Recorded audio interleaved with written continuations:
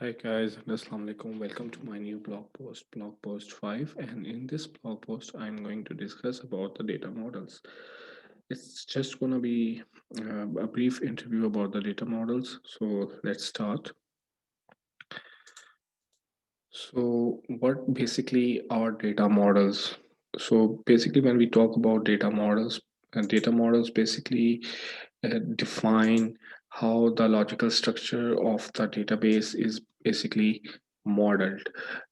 These are actually data models basically define the fundamental entities that actually introduce the abstraction in a certain management system, for example, database management system. Data models basically also define how data is basically connected to each other and how they are processed and stored inside any system. The very first data model could be a flat data model where all the data used are to be kept in the same plane. Uh, Earlier, when the models were being developed, they were not so scientific, hence, they were prone to introduce lots of duplication and update anomalies. So, let us discuss about different types of data models. So, first type of the data model is basically conceptual data model.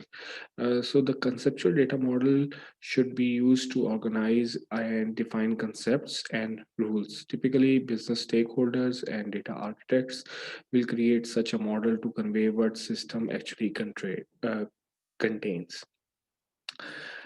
Then, in contrast to the conceptual data model, there is basically logical data model in which physical data models basically are connected, are concerned with how such system should be implemented. Like the conceptual data model, the logical data model is also used by data architects, but also will be used by business analysts with the purpose of developing any database management system, any kind of management system, agnostic technical map of rules and structures are basically part of the logical data models.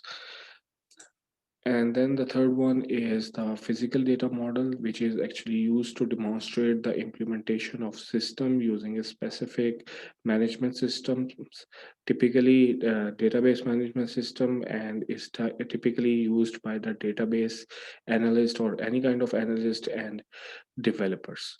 So this is a small brief introduction about the data models.